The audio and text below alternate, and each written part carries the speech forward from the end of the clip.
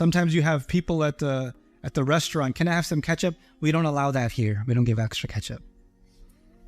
Really? Read the sign.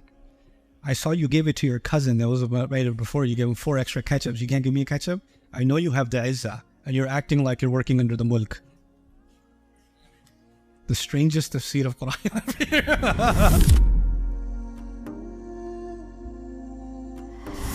Now, let's move on to Al-Aziz. We've got work to do. So, Al-Aziz is one of the most common names of Allah. It comes from earth, actually. Azza, Azaza, Azaz, Ma'zuza. This is all used for tough ground. Like, earth you can dig into easily. That's not Ard Aziz or Azaz or Azza. But earth that's made of rock and you can't break through, tough earth, that's actually called Azaz. Unbreakable soil. Unbreakable land, like rocky land. That's called Ard Ma'zuza. Farasun Mu'tazza was used, Mu'tazza is the attribute here for a horse that has very strong muscles.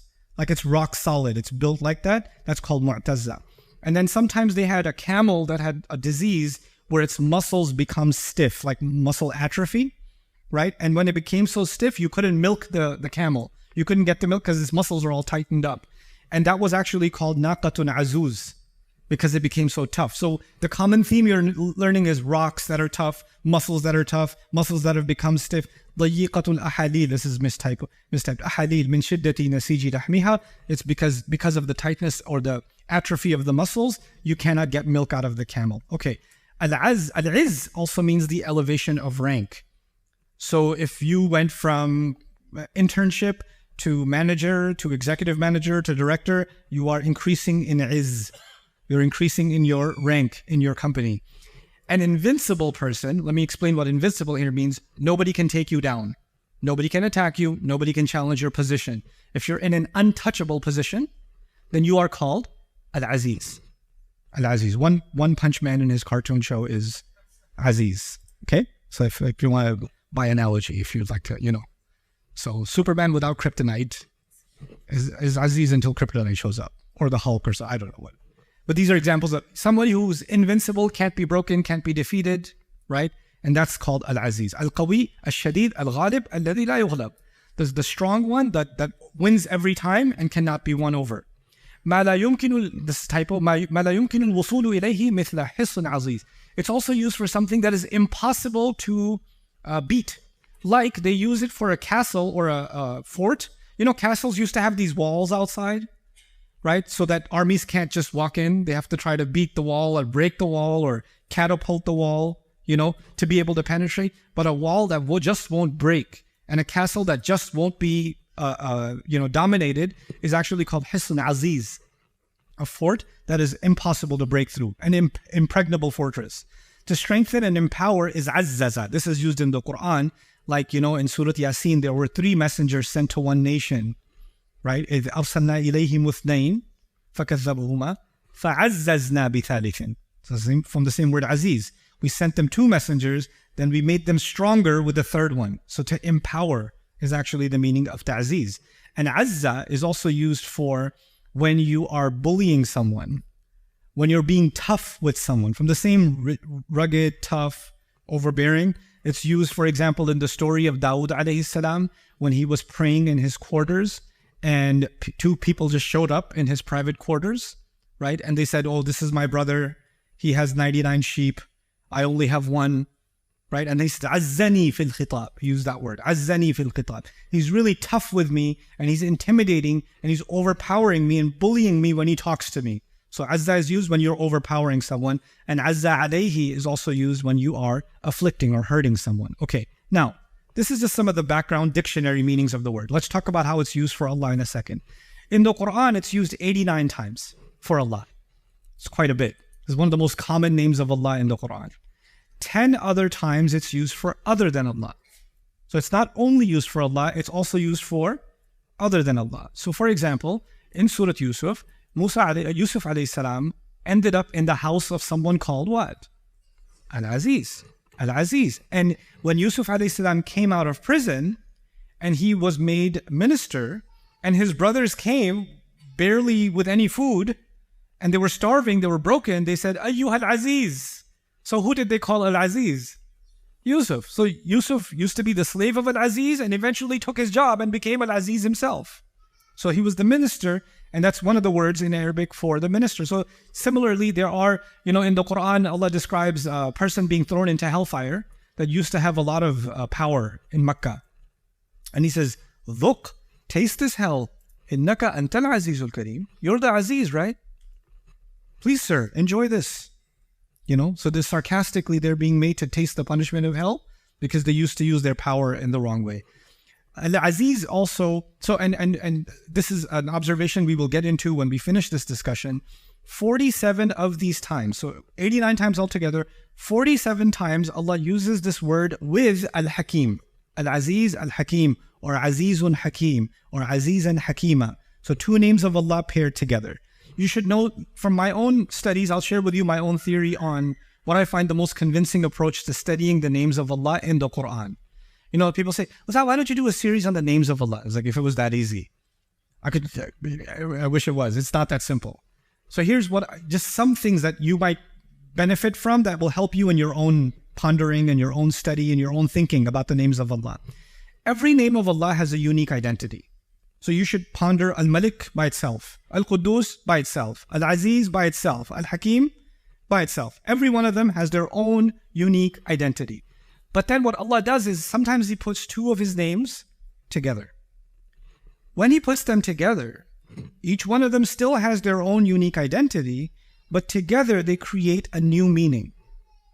They create a third meaning. So there's the meaning of A, there's a meaning of B, but A and B together create the meaning of C. So there's a C meaning also that happens, like in chemistry, you have one element and two element and they have a chemical reaction and now it's a compound. It's a different thing now. It's similar to that. So Ghafoor has its own qualities, Rahim has its own qualities, but Ghafoor and Rahim together also have a third quality, a unique distinction. So Al-Aziz Al-Hakim comes together many, many times, which means Al-Aziz has qualities, Al-Hakim has qualities, and together they have a unique distinction, which we'll get to when we get towards the end. Okay, now, Aziz, I'll tell you some things about the word Aziz, the two basic meanings. One is power and strength that cannot be overcome, the unbeatable one. If someone is Aziz, they are unbeatable. Okay, someone has Izzah, they are unbeatable. Okay, this word is used even like for example, by Umar bin al-Khattab radiyallahu ta'ala anhu, where he says, "A'azzana Allahu bil-Islam. Nahnu qawmun, a'azzana Allahu bil-Islam." We are a people, Allah made us unbeatable because of Islam. وَإِذِ ابْتَغَيْنَا الْعِزَّةَ مِنْ غَيْرِهِ أَذَلَّنَا اللَّهُ. And when we seek power from anyone other than Him, Allah will make us weak. Allah will make us. So, Azza there could mean power, but Izzah has another meaning, and that's respect, rank or respect. When someone has more Izzah than you, then they have a higher level of respect. So now we've got two meanings, unbeatable power and what? Respect. So we should understand why those two things are together in this word. Is it possible you respect someone but they don't have a lot of power? Yeah. You could have somebody who's a very wise, old man. You have a lot of respect for him, but he has no power. I think that Yaqub alayhi salam was very wise and respected, but he lived a life where he was mostly not empowered. He didn't have any izzah in his family. He didn't have any control over his sons. Isn't that the case? So he has respect without power. Is it possible you have power without respect? Yeah, all the time. Like how you feel about the police sometimes. They may have power, but you don't respect it. Or you don't like it. Or a judge may have power, but the people he's judging may not respect him, may not like him. Or a president in the country may have power, but people don't respect him or her. You understand? So it's possible to have power without respect. It's also possible to have respect without power. Those two things can happen. Sometimes even if you don't have to think about government, you can think of a family. It could be the head of a household, the father in the household or the head of the household has a lot of power, but has no respect. And sometimes he's a very respectable man, but nobody treats him right in the family. He has no power. So those two things can exist without each other. They're exclusive. But when you have someone who has the highest power and at the same time gets the highest level of respect. Together, that becomes a Aziz. Aziz is when both of those things combine in one figure. And that is Allah's name, Al-Aziz. Allah has the ultimate might, the power, and He is also the worthy of the highest level of respect. Okay? Which is interesting because in Al-Aziz, you've got something from Al-Malik, which is about power, and there's something respectable, which is in Al-Quddus. Right? So it's actually taking elements from both and building up on that in the word Al-Aziz. Okay. Now, Al-Aziz, man kana yuridu al-izza, falillahi al-izzatu jami'a. Whoever wants izzah, Allah says, Allah owns all of it. You know what this means? This is a concept in the Quran. That means anyone who ever has any power or anyone who ever has any respect in this world, they didn't get it themselves. That came from Allah. So my power over anything and my respect, the respect that I have in a society, the respect I even have for myself, it wasn't generated by me. It was generated by Allah. فَلِلَّهِ الْعِزَّةُ جَمِيعًا تُعِزُّ مَنْ تَشَاءُ وَتُذِلُّ مَنْ تَشَاءُ. You can humiliate whoever, you can empower and honor whoever you want. You can humiliate and weaken whoever you want. وَاذْكُرْ عَبْدَنَا دَاوُدَ. I love this phrase. Dawud alayhi salam is one of the most powerful, politically powered and empowered prophets in history. Right? He was a massive ruler and he had great empire under him. Okay? And Allah, when He describes him as Allah's slave. So it's a story about how powerful Dawood is, but his first introduction is he's Allah's what? Slave. Just to remind that actually his power is nothing because he's just a slave of Allah. All power actually comes from Allah. His izzah came from Allah Azza wa Jal. And so usually subjugation, when somebody overpowers you, somebody forces you to do something, somebody tells you, like for example, if people are arresting a person, right, they're making them put their hands behind their back and they're putting handcuffs on them. It's humiliating, isn't it? When someone overpowers you, it's humiliating. If two brothers are having an argument or a fight and one brother pins the other one down on the ground and says, say sorry and I'll let you go. Say, I'm never going to say it. Say it. And then he finally says sorry. Is that humiliating? Yep. And then when he finally lets him go, I didn't mean it. And then he runs away because he's trying to recover his dignity. All right. That never happened to me. I don't have brothers. I'm just saying. Okay? So, Azzani fil khitab, he's humiliating me. In other words, when someone exacts their izzah on you, then it is humiliating. Sometimes you may have authority, but you don't use it. Right? I have an authority as a boss in my company. I have authority over my employees. And if my employees mess up, they come to me and say, hey, I really messed up. I'm sorry. I have two choices. I could be Aziz right now and say, oh yeah? Oh, you messed up. Let's go over it again. And I could humiliate the guy. I could humiliate him. Or I could just say, it's okay, just, don't worry about it. It happens. When I do that, don't worry about it, it happens, I didn't exercise my right as what? As Aziz. And I'll show you. Maybe I was being Hakim at the time. You get what I'm saying? Because I could be Aziz right then and there, but I decide, you know what, longer term, I would rather this person make that correction themselves, and maybe me forgiving them this time will build more respect for me in their heart, and they will develop more loyalty instead of developing resentment. So maybe longer term, it's better for them that I right now don't exercise my izzah, I exercise my what? Hikmah. So I choose to step on the accelerator or release the accelerator depending on the next. You see how there's a relationship between the two? Right? By way of that example? Okay. So now let's talk a little bit more about the two names that are similar in these four names. Al-Malik and Al-Quddus are similar. Why? Al-Malik means king and Al-Aziz means authority. Right? So they both have to do with power, control, and authority. So then what's the difference? How would you understand the difference between them? A really cool place to understand the difference between them is Surah Yusuf. Because Surah Yusuf uses Al-Malik as one character, and Surah Yusuf uses Al-Aziz as another character in the same story. So the king of Egypt is called Al-Malik. But the minister is called Al-Aziz. Now, how many people here have businesses? If you have a business, very few. Okay, yeah, okay. All right. If I asked this question in America, most people would have raised their hand. We're an entrepreneurial nation. Anyway, so if somebody has a business, they own the business, they invested in the business. Let's just say sometimes you have something called a passive investor. He says, hey, I'm going to give you my money. You buy this building. You find the tenants. You run it. You manage it. You're the manager. I'm the owner. Okay?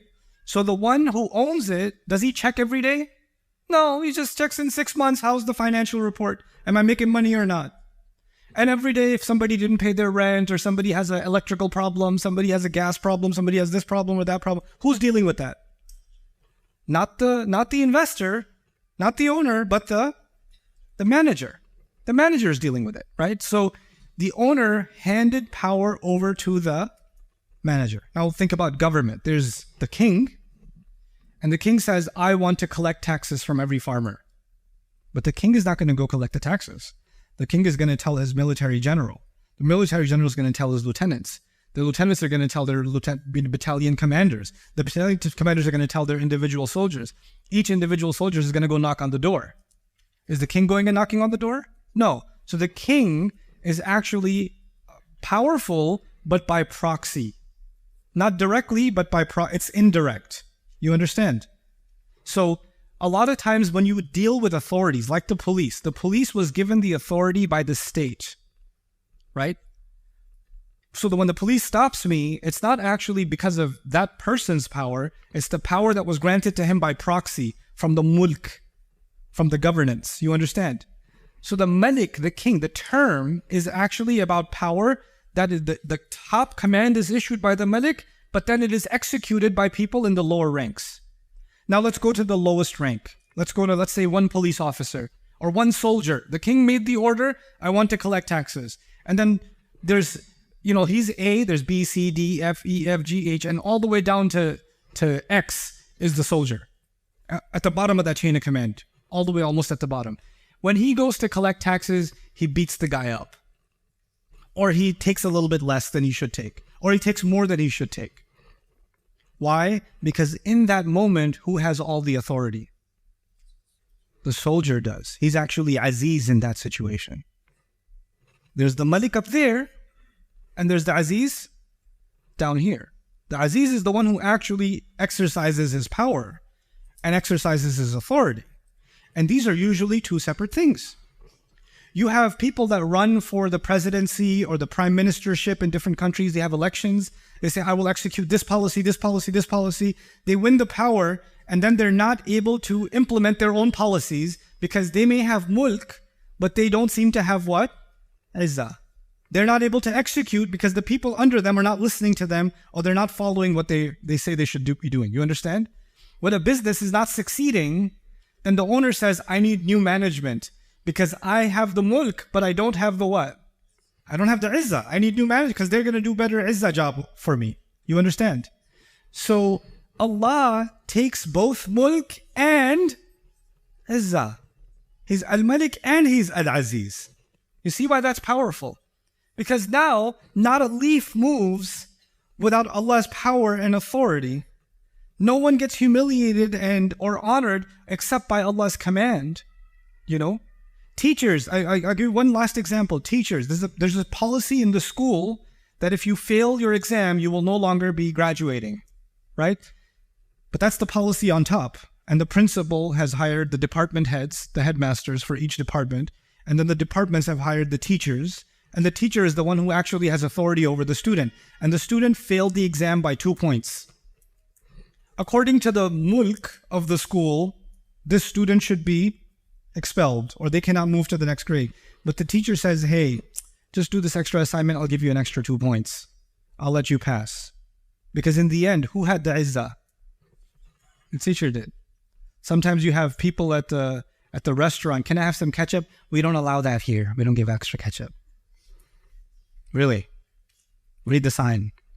I saw you gave it to your cousin that was right before. You gave him 4 extra ketchups. You can't give me a ketchup? I know you have the izzah. And you're acting like you're working under the mulk. The strangest tafsir of Quran.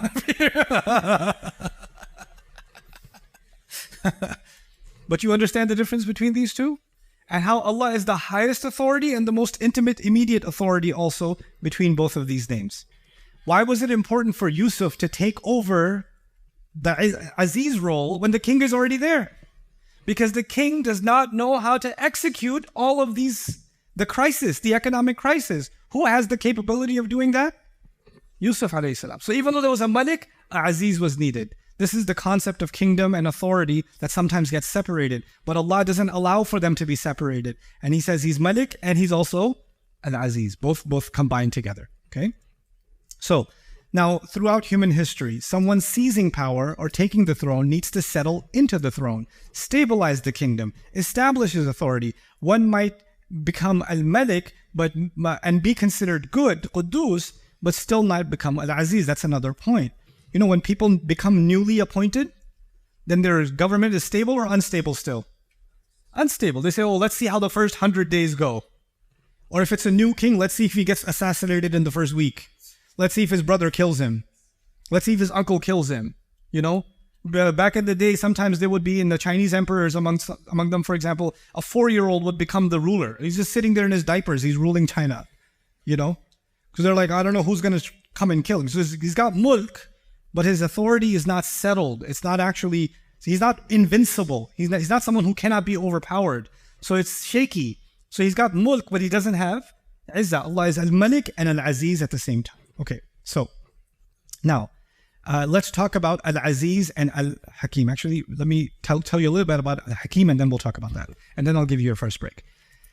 So Hakama, this is actually the word was Hakamatul Insan Wadda'ina. Hakama means the chin. There's a weird concept in Arabic. The chin or this jawbone is called Hakama for human beings. It's also called that for sheep. And the idea is it holds your face together. It holds your face in place.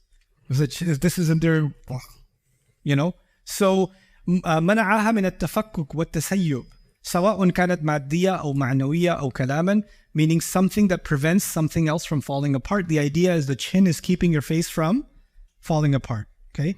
It's also ihkam was also used for when they put the saddle on a horse. Sometimes they put a thing on a horse's chin, and then you pull on it. You pull on its neck, right? That's actually an ihkam also. When a building is well structured, so it won't fall apart, the foundations are strong, the pillars are strong, they say uhkimatil bina. Uhkimatil bina. And from it came the word hukum, which you might be familiar with. Hukum means a verdict or a decision. And a hakim is a ruler, right? But a ruler who makes firm decisions, well thought out decisions. From this, we also get the idea of hikmah. Anyone know what hikmah means? Wisdom. The concept of wisdom in Arabic is really interesting.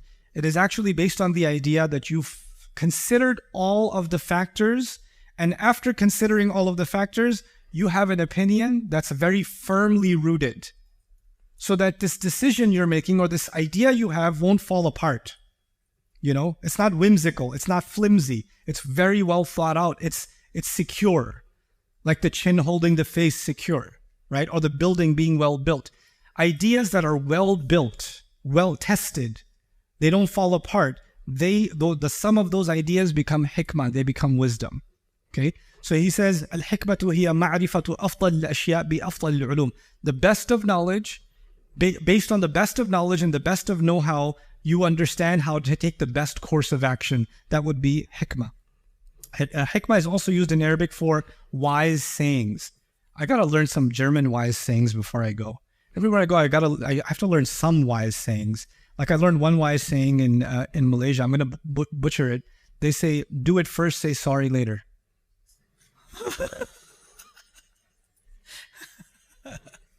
Because if you ask permission first, what are they going to say?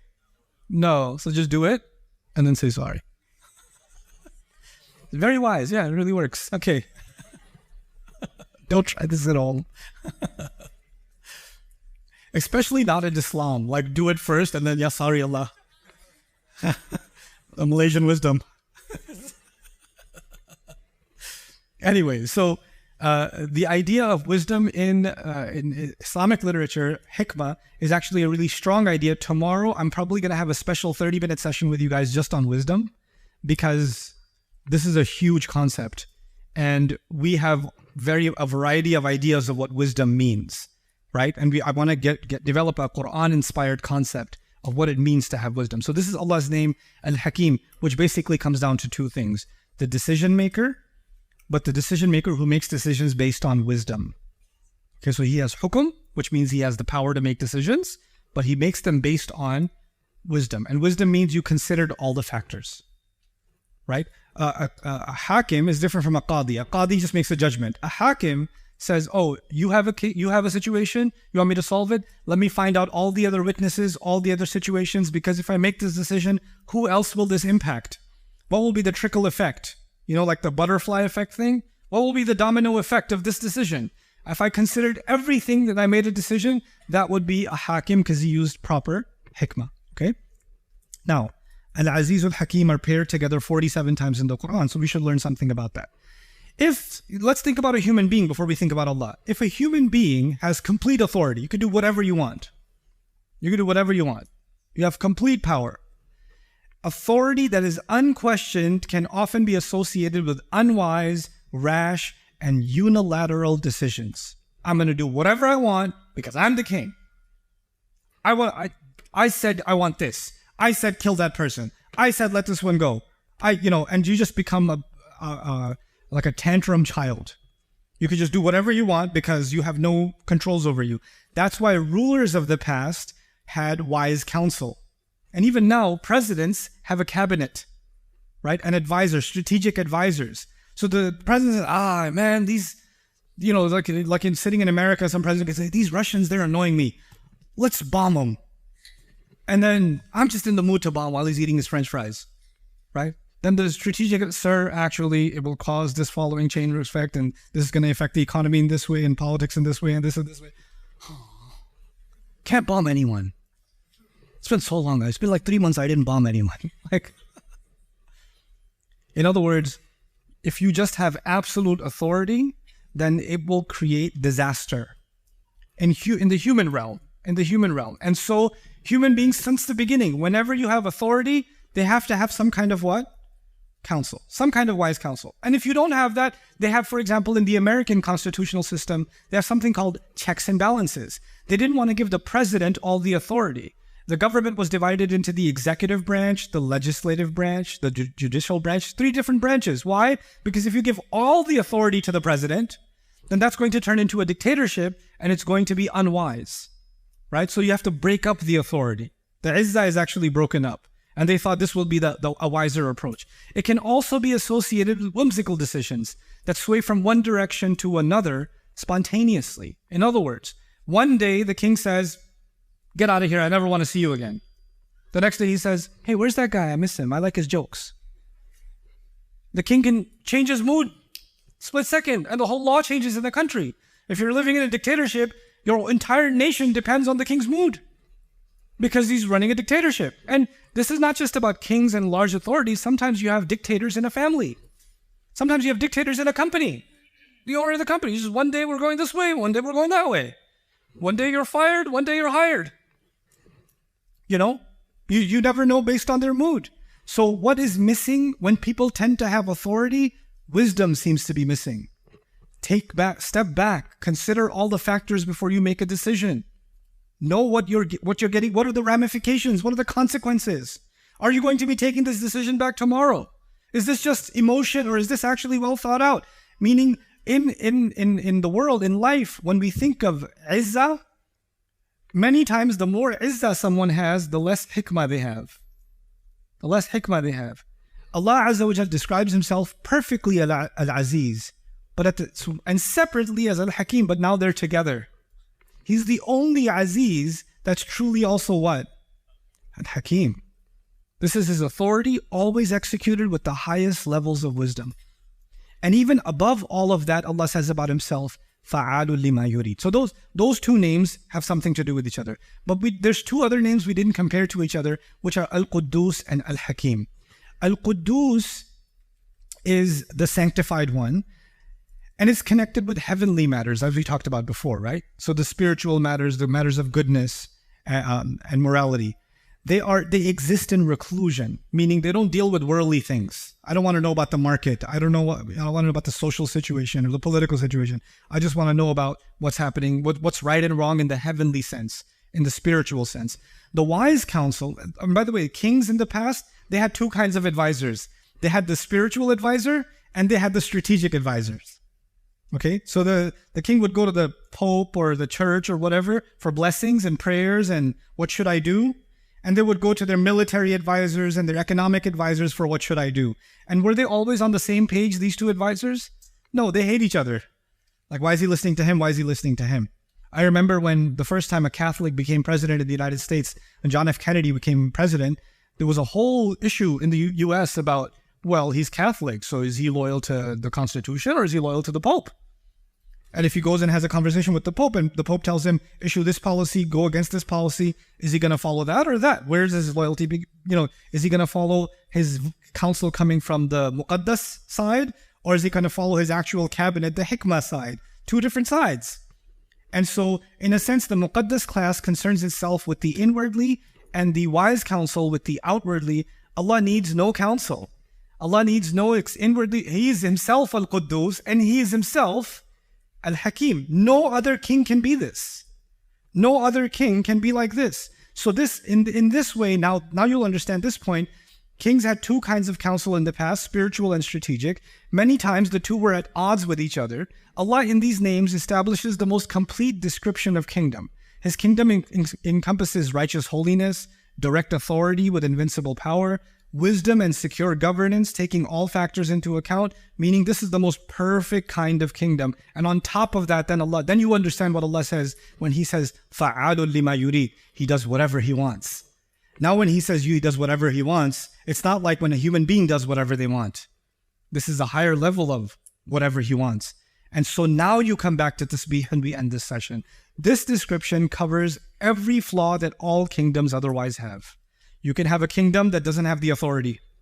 You can have a kingdom that isn't righteous. You can have a kingdom that doesn't have the wise counsel. You can have things missing.